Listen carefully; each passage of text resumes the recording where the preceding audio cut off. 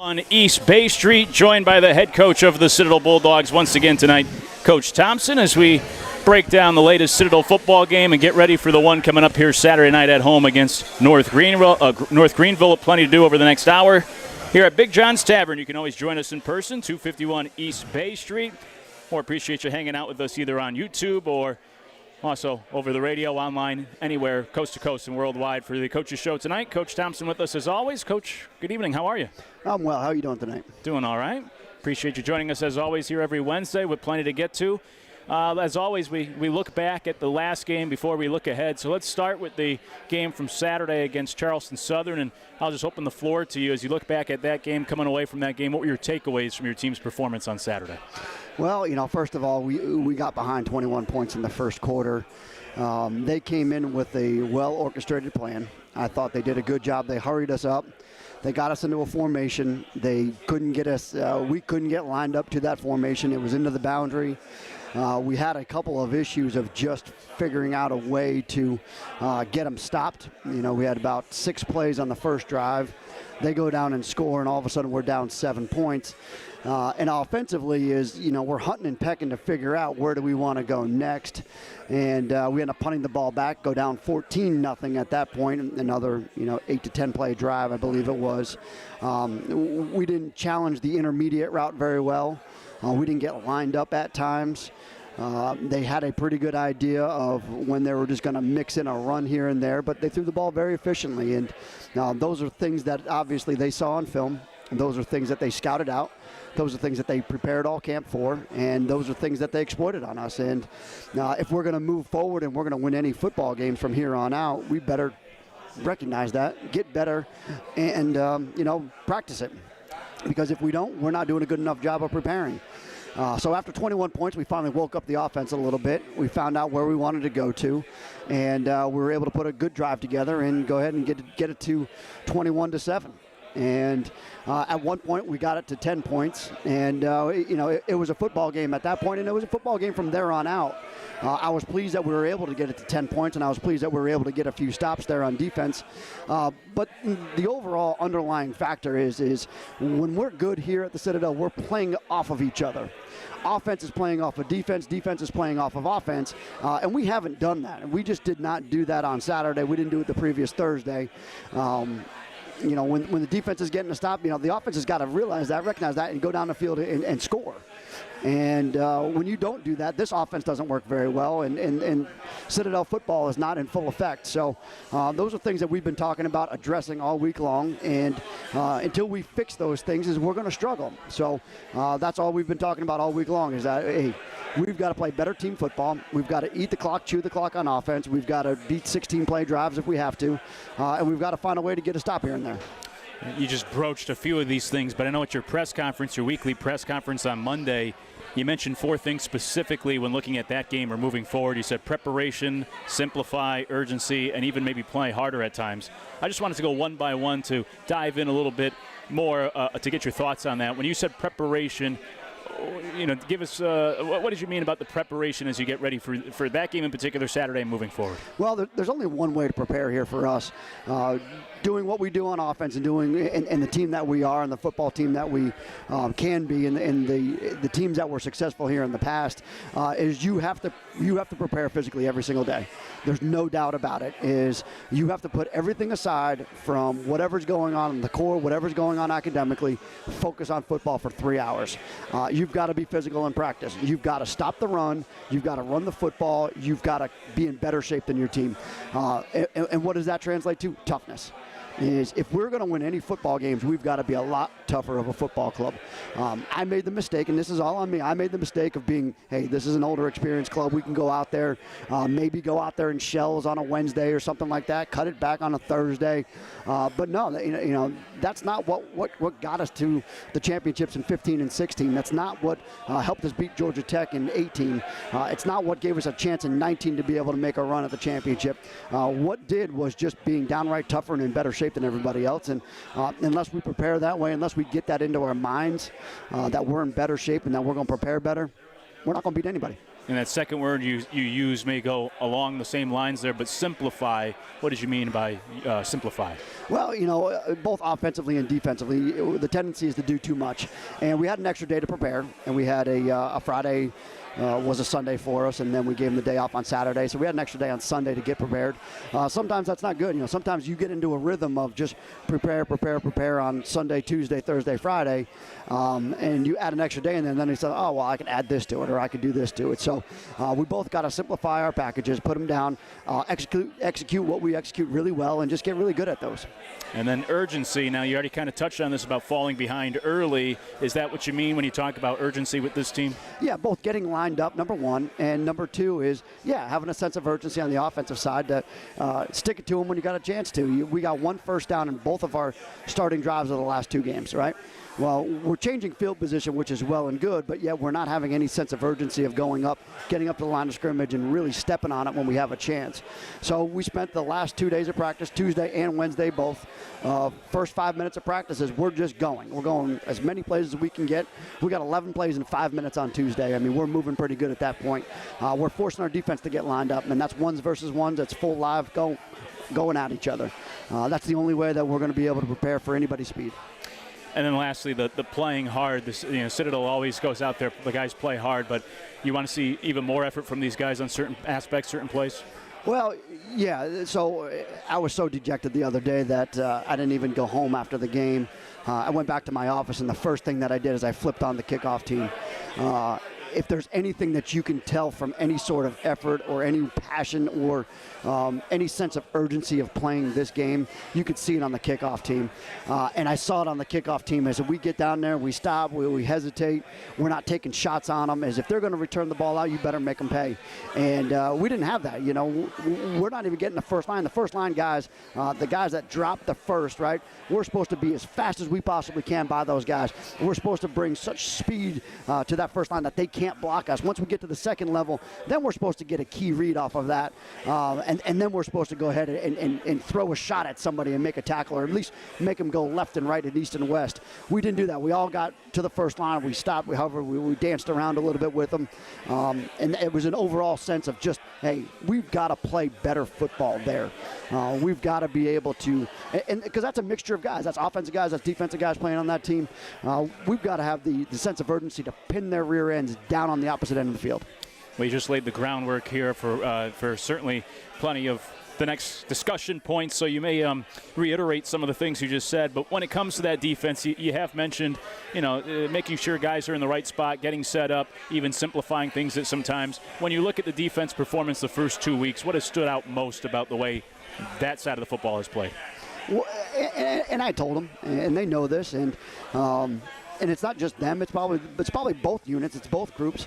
We're underachieving right now, and we're underachieving in the worst possible way right now. We've got two really, really good linebackers. We've got a good defensive line.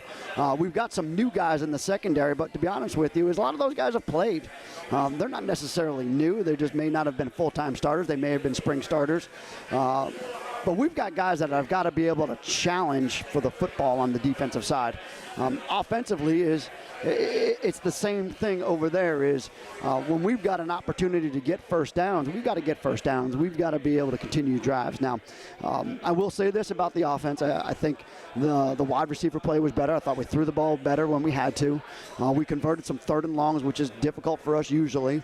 But that's where the problem lies, and that is we need to be better on first and second down. I wanted to ask you about that passing attack. Statistically, the best passing game for Jalen Adams since taking over as the starting quarterback. So twofold. I'll ask you the first part of the question, then follow up. But what went into that? Why were you guys able to have such a successful passing attack on Saturday? Well, they were in the box. I mean, and they were tight to the box, and I knew it. I knew what we were going to get. So I said, look, we've got to make sure that we've got a way to get the ball to the perimeter, quickly. Usually we toss it to the A-backs, but we've got two really good players on the outside. Why don't we try to get it to them in some certain way? But the other thing is that, Jalen, and I've been saying this from the spring when he took over, is the young man hadn't had a chance to prepare as a quarterback. He didn't get Skelly. He didn't have his full complement. Ryan was playing. He was really the only guy. Cole was out there. But to be honest with you, we needed Skelly. We needed to work on certain things that we can do in our passing game. So we had an opportunity to work on them. He did a pretty good job with it. We need to expand on it now. And how important is that? Not that he's necessarily throwing it downfield or getting big chunk plays, but to have that be part of your offense, how important is it to execute in the passing game like you did on Saturday? Well, if we can do that and combine that with a little bit better defense and a little bit more efficient of a run game, we will be difficult to stop. Now, naturally, we are a team that gets better with time, right? We're a timing team on offense. We are a team that leans on you, a team that wears on you, a team that we just build on our offense. And I've always said that since I've been here, is that our offense grows exponentially over the course of 4 or 5 games, right? So that's where we need to be on the offensive side. We need to try to get the ball out to the perimeter quickly, hit them up and inside a little bit, run some of our option game in there. But in order to do that, we got to get stops on defense. Speaking of that defense, Saturday, Garris Schwarting having quite the day. Jack Chambers as well, the quarterback for Charleston Southern. Those two combining. Schwarting had quite the afternoon. He was tough to stop throughout. Yep, he was. And when you look at Charleston Southern, was it do you see it as any sort of advantage for them that it was their first game? So not only did they have really all offseason to prepare, but also you didn't really know what to anticipate necessarily from them coming out in that first game. They could throw all sorts of surprises. Did you see that kind of put you at a disadvantage in the game plan or coming out there and playing against Charleston Southern Saturday? Luke, is yes, I think that's always an advantage, right? Is part of the advantage of our offense is the preparation time, right? Is it's very difficult to prepare for our offense in a matter of 3 or 4 days, right? You're really going to get 2 days of really being able to go bammo, a little bit of that. Offensively, I think they did a really good job. I thought they had it all scripted out what they were going to do because they had their play calls really quickly. They got about 8 yards on the first down right there, and then they throw a wrinkle here and there of a run game, and you've got no context of that. They played 4 games in the spring. We played 8 games. We played 12 or 13 games, which is a little bit of an advantage for us that we've played a lot of football lately, but certainly we put a lot of things on film as well. Willie Eubanks in that game Saturday got enough tackles to reach now 300 for his career here at the Citadel, just the 3rd player to do that since 2000. How impressive has Willie been just throughout his career here at the Citadel? Willie's been outstanding, and he's been outstanding on the field. He's been outstanding off the field. He's a great guy to have around. I think he works extremely hard. He doesn't say a whole lot. He's a quiet leader kind of guy, but when he speaks, guys listen to him. And I do think that he's going to get better and better. He's another one that will improve throughout the year. All of those guys, and it probably starts with him, is we need to play downhill more. We need to play in your face a little bit more. Speaking of those linebackers, before we hit our first time out, let me ask you about Brian Horn, who is the military captain for this team. You'll see him wearing number 0 out there on the field. What is it about Horn that you like as a leader on that defense? Brian Horn is everything that the Citadel is all about, and I'll just run down just a brief little bit about his resume. Came to me as a walk-on. Earned a full scholarship. I believe he was a half scholarship his 2nd year. He was a full scholarship his 3rd year. Brian Horn is Dean's List. He's Gold Stars. He's all of that. Brian Horn is an engineering major. And everything that you could say in a Citadel guy, that's Brian. Brian's a great kid. He's a fantastic player out there. He's one of the faster. I think he's our fastest outside linebacker out there. He's a guy that's truly, truly respected for all of those things, both in the Corps, in academics, as well as on the football field, for all of those things combined. And the military captain of the Bulldogs this year, you'll see him wearing number 0 here the rest of the way this season for the Citadel, with the NCAA making that a new rule. That number is now available to teams. It's the Coach's Show here from Big John's Tavern at 251 East Bay Street. We'll continue to talk about the game this past Saturday and get ready for North Greenville coming up this upcoming Saturday for Citadel football with the head coach of the Bulldogs, Coach Thompson. We'll take our first time out and come back with more here from Big John's Tavern on the Coach's Show on the Citadel Sports Network.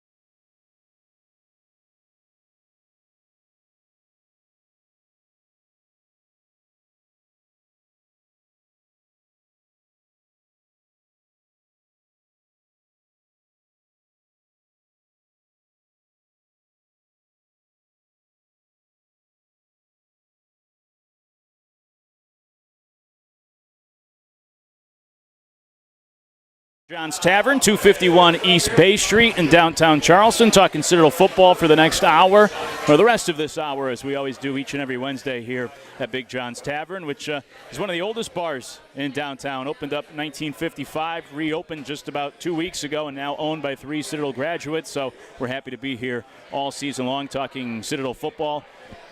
Coach, going back to that game this past Saturday, Jalen Adams taking quite that hit that was later upon review, it became a targeting call. He popped right up. He continued to play all day. So despite the hit, showed certainly Jalen's toughness to continue on and play well after taking such a vicious hit. Yeah, I was nervous. I've seen way way less than that. Yeah. And guys not get up from it. But it was funny. It caught him under the chin. When you watch it, it did catch him right underneath the chin, which is a tough spot for it. There's not a whole lot there. The biggest concern that I had, and I asked him about it, was he went backwards on the turf, and usually that will do it. Right. I said, were you okay? Did you feel, and this was in the film afterward, I said, man, it looks like you hit your head pretty hard in the back. He goes, I didn't really feel that part of it. He goes, I didn't feel that part at all. He goes, he did catch me in the chin a little bit, but you know what it was he's wearing that new Vices helmet. And we've got him the 2.0, which is the newest version of that helmet, and it is it's a car bumper kind of technology there, where up to the 10-15 mile an hour, whatever it is, there it's supposed to give a little bit. It's the only helmet on the market that kind of gives. It has a softer shell to it. You can actually physically go in and push it with your 2 thumbs, so it dents and then it comes back out again. It's great technology. We've got just about all of our offensive line in it, a lot of our defensive line in it, and then our quarterbacks in it. We've made that investment over the last couple of years. We've had just a huge decrease of our concussions because of it. Riddell still makes a top of the line helmet as well, but I think the new helmets that are coming out are really doing wonders as far as that's concerned. Yeah, I'm sure that certainly helped on that brutal hit on Saturday. He was just fine, kept playing, and played well the rest of the way. It was hard to tell as the play unfolded. Was it designed to get him the football, or was that just kind of an improv? No, it is. It's designed to go back to him. It's an option reverse with another option off of it. The problem was he got out in front of Raleigh a little bit too far, and we had the issue in practice that you got to delay that a little bit. But he got out in front of him. Raleigh ended up forward passing it, which is completely legal there. Unfortunately, it just hung him out to dry a little bit. They played it fairly well, but we were supposed to pitch off of those 2 guys that are coming off the edge. If we didn't get hung up back there, we probably would have had a little better play on it. And then, of course, Ryan on the perimeter, the corner was the guy that Ryan was supposed to block there. That kind of came off of his block. That was supposed to not smash our quarterback. Right, of course, yes. Mike Nwanze returned. We saw him out there for the first time in a while, leading the way as the B-back. What did you like? What did you see from him in his first game back? Mike runs hard. I liked him on the perimeter. We ran a couple of speed options to him. He ran inside. We caught him on a trap a couple of times. We got about 15, 16 yards on it. Unfortunately, and this is part of our problem, part of our dilemma here is, you go down 21 points. Is how much are you going to pump the fullback in there, right? Eventually, you got to find ways to be able to spread the ball out, try to get some bigger plays out of it. So you can't pound the fullback in there when you're down 21. And then you're hunting and pecking and, 7 points, 14 points, 21 points. So by the time you get to 21 points, it's not much of a fullback game as it usually is. So I thought he ran hard. I thought he hit the right spots right there. He blocked extremely well.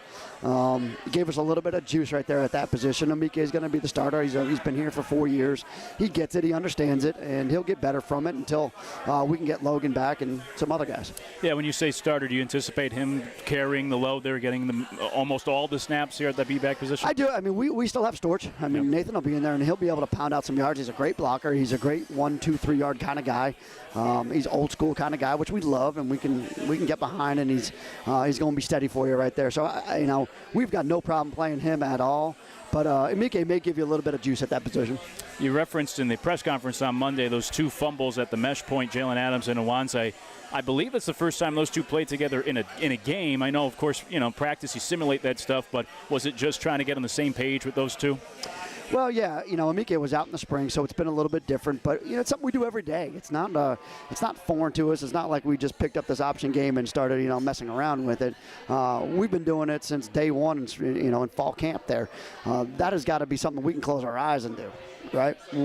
Those guys have got to be on the same page. And, being a quarterback coach myself, I know exactly what happens, right? Quarterback gets in a hurry, tries to pull the ball too quickly. All right? Quarterback reads it too long, tries to pull the ball too late, right? There's a certain happy point right there. And we always say, if you get past your front hip, well, you better pull that thing, all right? Or you better hand that thing. You better let that thing go. If you're trying to run through that thing, it's coming out. If you try to, as we say, ride it long is wrong. All right? You better let that thing go. You're never really wrong to hand the thing. You got to put it on the fullback at that point. Keontae Sessions, it seemed like every time he touched the football, something good happened. He had what went as the reception, a long reception that got you downfield. He had the longest run, I think, of his career. He found the end zone for the first time. It seemed like every time Sessions got the football, the fifth-year running back really did something on Saturday. Yeah, Keontae's a smart player, and really he's in good shape. He's fast, but he's not all that fast. The second play from scrimmage, he goes, 40, 50 yards right there. I don't know in years past that he gets that far. I think he's always been a savvy football player, and that's why he's always played. He's very, very smart. Wants to be a coach kind of guy. He's got great hands. He's got great route running ability. That's why he's there. But then when he caught the pitch and he went a pretty good ways, I was surprised, and I was pretty excited for him. I think he's got himself in the best shape that he's ever been in. Another guy he sat out last spring, had an injury previous from the fall, comes back, rehabs it well, gets back out there and plays and does a good job, and I'm really happy for him. This offense has been driven, by the B-backs, as you mentioned earlier, with Nwanze and carrying the load there. But how much do you like to see the A-backs get the football in their hands or try to get on the perimeter with those A-backs in an ideal situation? There's an old theory about this offense that your A-back should have about 500 to 800 yards in the season. Your fullback should well be over 1,000 yards, and then your quarterback should be over 1,000 yards. So, because you divide those up. If you're around 500-600 yards, Cam Jackson was, he was probably the last guy that we probably had that can go 500-600 yards. You touched on it earlier about urgency or speeding things up in practice. Do you anticipate using a no-huddle offense at all here moving forward in games? Not to give away any secrets, but do you anticipate, the use of that at all this season? We need to have the ability to, all right? We need to have the ability to, whether it's for our own conditioning purposes or whether it's to leave a defense in their defense or whether it's, we just want to, control the tempo. We need to have that ability. So whatever we're doing to help our defense out, it's going to help us out. Mm-hmm. So, and I think that's going to be important down the line. It'd be ideal if you never saw him at all in the field, but Matt Campbell, I thought, did have a really good game kicking the football on Saturday. What did you think of Campbell specifically? Yeah, Matt did a great job. Unfortunately, he's kicking into the wind. Yeah. He kicks a 50-something yarder.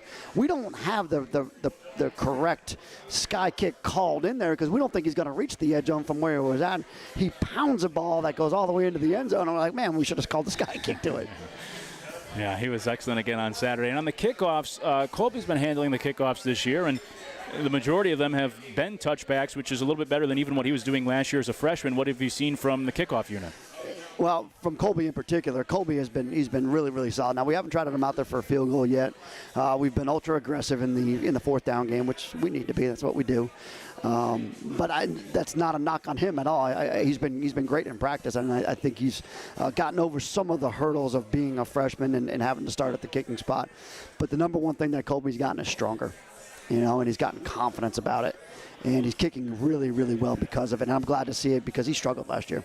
Yeah, I guess so, because Campbell has a strong leg in himself, and if Kittner's the one out there on the kickoffs and he's putting it in the end zone, it seems like you have two guys with strong legs there on special teams. The one thing that was happening to Matt, and Matt was even trying some PATs and field goals, and Matt can do that, and Matt's got a strong leg, and he can do the kickoff duty for us, but what happens is it starts to ruin his punting.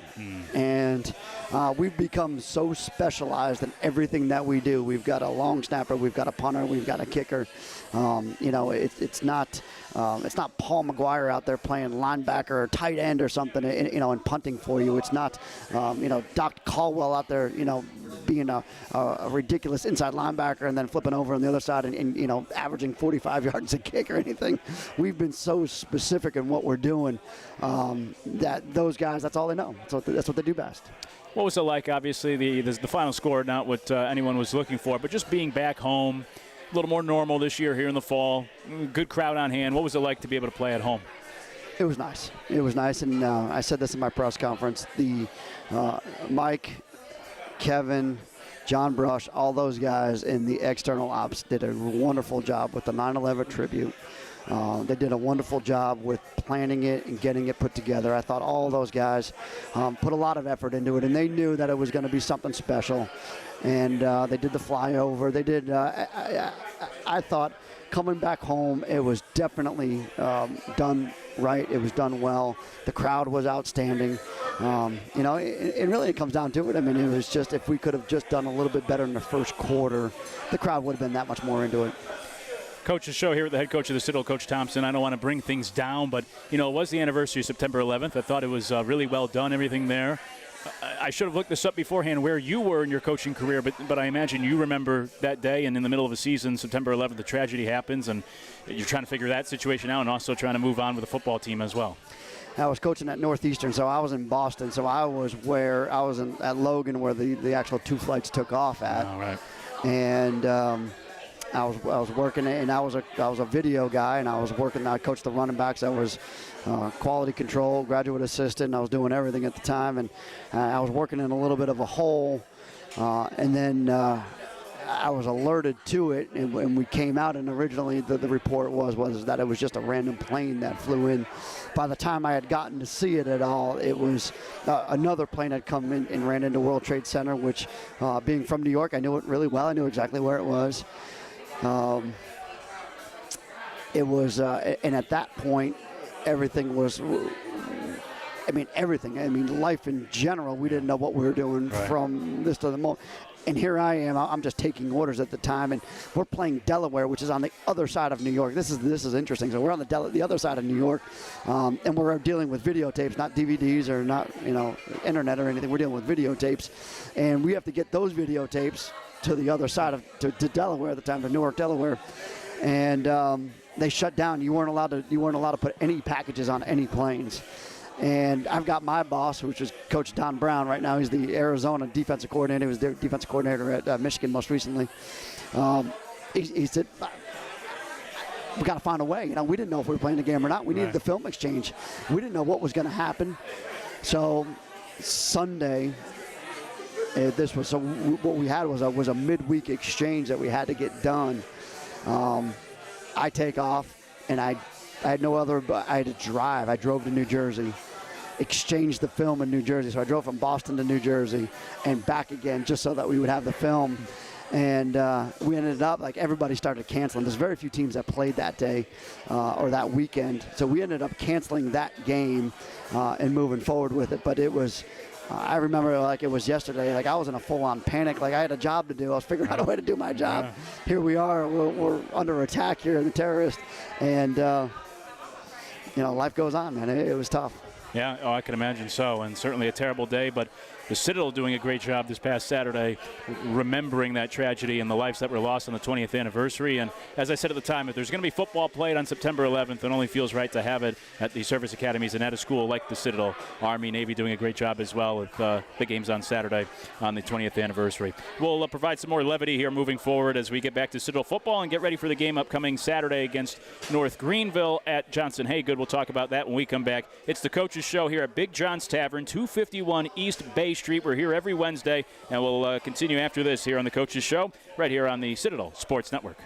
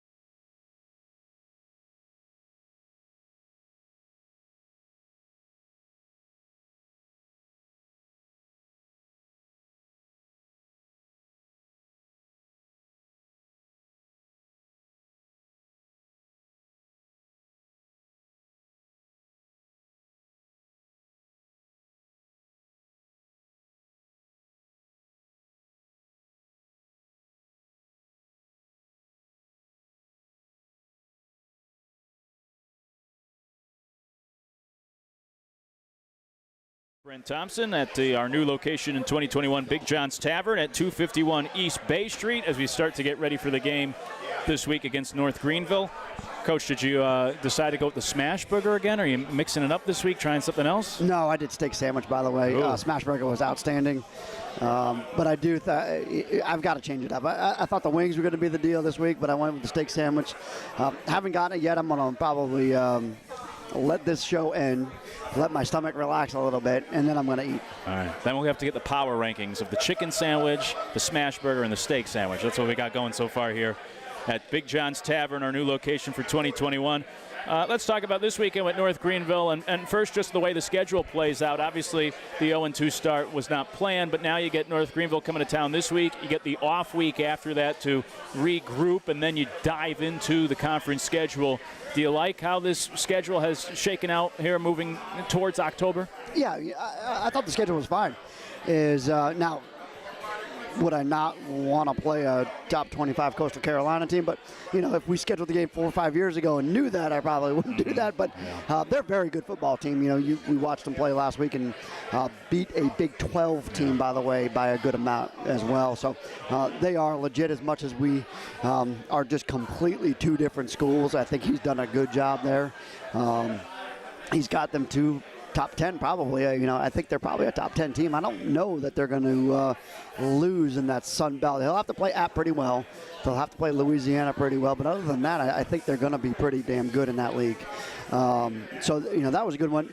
The Charleston Southern game, they're a much improved team. I mean, he had a great plan, as I said before. He had a lot of camp to work it out right there. But, certainly a winnable game. I don't think the talent level was way off in that game like it was in the Coastal Carolina game. We just got to show up and play better. And, and then you got North Greenville. So this is a good football team, by the way. I went back and I watched them from when we played them in 16. I thought they're a good defense, really good team. But he's got a lot of good players on this team. Jeff Farrington is a great football coach. He's a great guy. He's a Citadel grad. I really, really enjoy him. Anytime that I've asked anything from him, we go up there on all of our hurricanes, and the 3 years that we went up there, he's been more than accommodating. Runs a class program up there. So he's going to have players. He's got a really, really good running back. He's got a good wide receiver right there. The quarterback I know all about. He was at Mercer. He's an FCS transfer. I think he's got a lot of believe it or not, the defense is heavy. They've got some pretty big fellows on that defensive line. So we got our work cut out for us. We better show up and play. I want to follow up on a couple of things that you mentioned there. But first, when it comes to North Greenville, how did this come together? Was it that relationship you have with their coach? Because originally it was South Carolina State, right? And then you had to find the new game, and now it's North Greenville. Yeah, it was a last minute. South Carolina State decided to go someplace else. I think they took a money game out of New Mexico. And we were left a little bit like, okay, well, we better find something. Called those guys up first because they're so accommodating to us. And we said, well, come on down here. If you got an open spot, we would love to play you. And it was a last-minute deal. Like I said, I think we just scheduled this game, probably in the less than 12 months. And you mentioned the head coach, the Citadel grad, Jeff Farrington, who graduated from the Citadel in 1982. So it sounded like you guys have had a good relationship in your time here in the state. Absolutely. And I say, a really, really good guy. Every time I see him, he worked at VMI when we first got here in 14 and 15. Very, very solid guy. I think he does about as good of a job in Division II as anybody. Their quarterback who was at Mercer comes to North Greenville. What do you remember about going up against him, or just what do you expect from him? Well, he's a good runner. He's a good runner. I think he throws the ball very efficiently. They try to get the ball to their running back as much as they possibly can, take the pressure off of him a little bit. But he was part of that team that beat us here at home about 3 or 4 years ago. And he was also, I believe, the freshman of the year in the conference. What style of offense do you expect from them? What have you seen on the tape? There will be a mixed. They'll have a pretty good run game because they have a good running back. They'll have a really good boot waggle. They'll try to get out on the perimeter a little bit. They'll let the quarterback run a little bit. But for the most part, they're going to try to find a way to short, efficient passing game, a spread offense, but not all of what Charleston Southern was. You mentioned the last time you faced them in 2016, the 38-14 win for the Citadel. Before my time, but if I remember, if I have it correct, that was supposed to be a home game that because of the hurricane got moved there. So as you think back, I mean, what was that week like getting ready for that game? Well, we got called off the field on Tuesday, I believe. We got a full practice in on Tuesday. We got some sort of practice in on Wednesday before we left. We did a walkthrough up at Camp Lookup Lodge on Thursday, I think is what we ended up playing on, and that was about it. We played on a Thursday night up there, which ended up working out well because I believe we had Chattanooga coming to town the next week. We had a bye week or something, and then we had Chattanooga coming in. But it was a challenge because we didn't have but just a Tuesday practice essentially. Everybody was kind of busting out of town. We were trying to figure out a place to stay. Jim Center was the AD at the time. Jim came to me, and I'm like, whoa, this is my first year here. I don't even know what's going on, man. I don't even know. What do you do? Why couldn't have this happened when Mike was on duty? I don't know. It was like, so we go up to Lookup Lodge, which is like it's a Christian camp up there in up in Travelers Rest, which is right next to North Greenville. It was a great setup. Those guys did a wonderful job. We ended up retreating to there, I believe, 2 more times at least for the Elon game and for the Presbyterian game. Yeah, so 2 more times. So we've had our fair share of the hurricanes and everything. We kind of know how that works. Unfortunately, we don't really want to do that again, though. Yeah, I'm sure at the time as you were working your way through that, you probably didn't figure at the time, we're going to have to do this almost every year to try to find shelter from the storm. No, we didn't, but we said, if we did, we know how this works. The last one was the most difficult of them all because it was Elon. So we found out fairly earlier there. So we went up there early in the week. We had no practices at home. And when you don't practice at home for us, we don't have, people don't have on hand what we have. We have chutes. Very few people play underneath the chute. A chute is it's a cage for our offensive linemen to make sure that those guys fire out low. They don't have heavy bags. I mean, our heavy bags are, they're like 135 pounds. Nobody has 135-pound bags laying around. So we have to bring all of our own stuff. And Kevin, our equipment guy's got to bring all of our own stuff on the road right there. And, if we don't have a scout team and we don't have all that, we struggle. And that's what it was like for Elon. And we didn't wake up in Elon until third quarter, fourth quarter there, and it was an extremely hot day. But Lookup Lodge was great.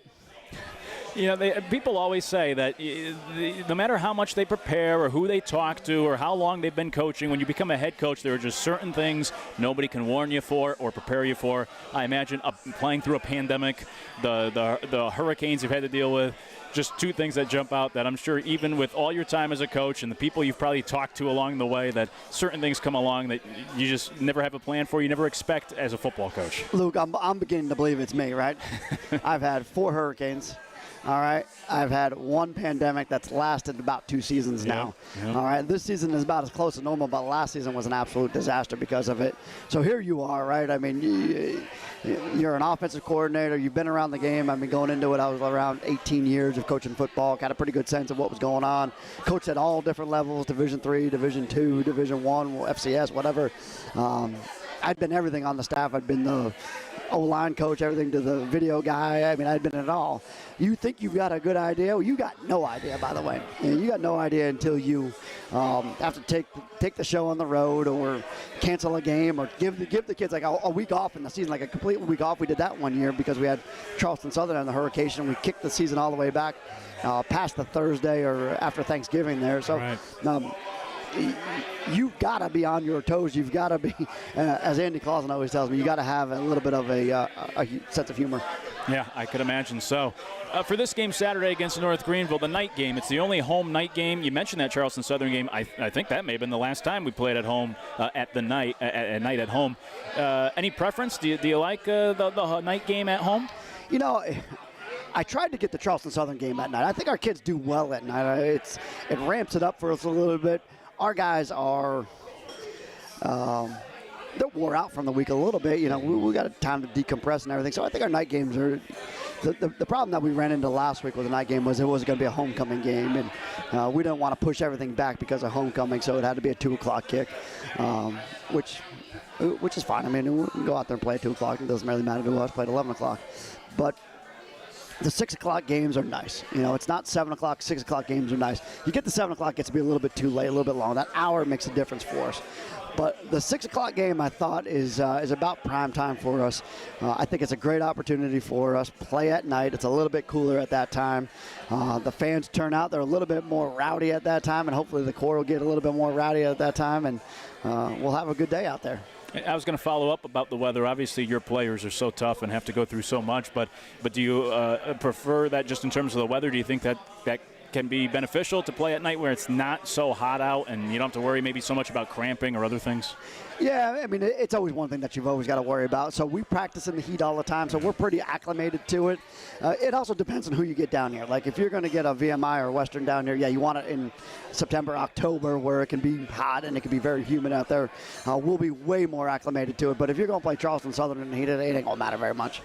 We'll take our final break, come back, and wrap things up here as we get ready for the game Saturday against North Greenville. We're at our new location in 2021 here, John's Tavern at 251 East Bay Street in downtown Charleston. Another packed house, place owned by 3 Citadel graduates. So come out and check us out either on Wednesdays or even when we're not here. Come check out Big John's Tavern here throughout the year. Just reopened a couple of weeks ago in downtown Charleston, one of the oldest bars in the city. When we come back, our final segment of the night as we continue to get ready for the North Greenville game coming up Saturday. It's the Coach's Show with the head coach of the Bulldogs, Coach Brent Thompson. More next after this here on the Citadel Sports Network.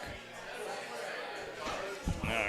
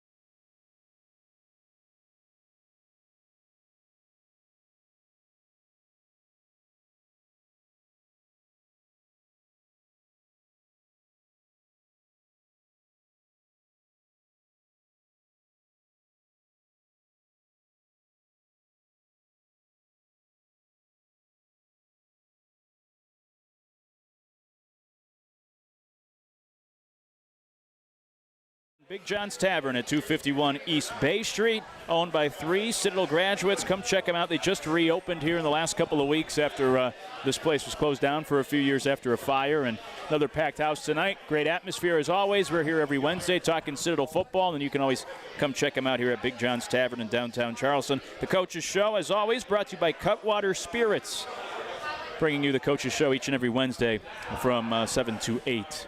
Saturday, taking on North Greenville, and Saturday is actually not only a big day because it's game day for the Citadel, it's also National Batman Day. So, Coach, what was your favorite superhero growing up? Spider-Man. Spider-Man. Spider-Man on the roof. I had it all, man. I was a Batman guy personally, so I'm looking forward to Saturday, National Batman Day. Luke, did you have underoos, by the way? I mean, do you know what underoos are? I do know what they are. Right. I can't tell you if I don't know if I had any or not. I'm not sure. Come on, man. I don't know, but. Were you into comic books at all? Not really. No. I'm not a big comic book guy. I don't know. Just never got into it. What do they call it? Graphic novel or graphic something? Novels. Try to pump them up a little bit. That's right. You don't want to tell people you're into comics, so graphic novels. Yeah, man. No. Now just football, but it is National Batman Day on Saturday, so celebrate accordingly. North Greenville coming to town. By the way, who said it's National Batman Day? Like, how do they come up with that? There's National every day. I don't know. It's also. Then how do you know? Do you have a calendar or something? Yeah. I check it every day. Just so I have an excuse to. Saturday is also National Cheeseburger Day, so now I have an excuse to eat a cheeseburger on Saturday and not feel bad about it. So I look up these national days every day. So, yeah, in case you were wondering when National Batman Day is, somebody decided on Saturday will be National Batman Day. Too much time on their hands, by the way. I think so. Yeah, certainly. Back to work. Same with those who will be celebrating National Batman Day. As we look ahead to that game against North Greenville, of course, nobody likes to lose. Everyone's competitors. So what has practice been like this week for the guys as they get ready to go out there Saturday? Well, we've had to tune them in a little bit. Mm-hmm. And I had to get back to what we do and what we do best. And so it's been physical. It's been fast. It's been something that's been a little bit missing over the last 2 years. And last year it was missing just because we didn't have the numbers to do it in either season. And then, this year it was just you fall into a little bit of a false sense of security. Of number one, I thought we were older. Number two is, you just kind of got to get your mind geared back into this is the way that it's done. This is the way that you got to get things done around here, and there's no way around it. As I told the guys, is we are who we are. They're here for a reason. A lot of our guys. They didn't have many options out there. So you know what? You need to play with a chip on your shoulder, right? I mean, Coastal Carolina ain't coming and recruiting my guys. Right? Let's face it. We need to be tougher than the rest. And if we play as individuals, we will get our rear ends beat. But if we play as a team and we play as a pack, we can be pretty damn good. I'm sure you've touched on the things throughout the hour here, but I always ask you before we go, keys to the game. So Saturday, what's it going to take? What do you want to see from your team to get out of there with a victory? We got to block the last 2 weeks. And I don't know it for a fact, but Coastal Carolina could beat you twice, right? We come out hesitant. They may have been in the back of your mind, right? I mean, they're ripping off big yardage plays from the start on that Thursday night, and maybe we just sat back on our heels too much, right? So we've got to get off to a fast start. We've got to put every other week behind us. We've got to be 1-0, as they say, as coach speak, for this week. We got to play our game, and that's physical, tough, fast football. Does the off week to follow, does that change anything at all about how you handle the game, practice, the message to the team, anything? No. I've got the off week planned, but I won't deal with it until Sunday. The Citadel taking on North Greenville here this Saturday as we have only about 2 minutes to go here tonight in our Coach's Show, and the game will kick off at 6 o'clock. Come out and join us in person. If not, you can always follow along on the radio or online as well, as coverage will begin at 5 p.m. on Saturday against North Greenville. It's probably a redundant question because we've talked about it, or also you just, I guess, set it with your keys, but what is that sign come Saturday when you kick it off that you know your team locked in, ready to go in that game, playing Citadel football, playing the right way, playing good football, playing Citadel football? If we kick off and we get it down there, and we pin them deep. And we are hauling our rear ends off on the kickoff team. And we take our shots, and we pin them on defense, and we play fast. That'll be the key.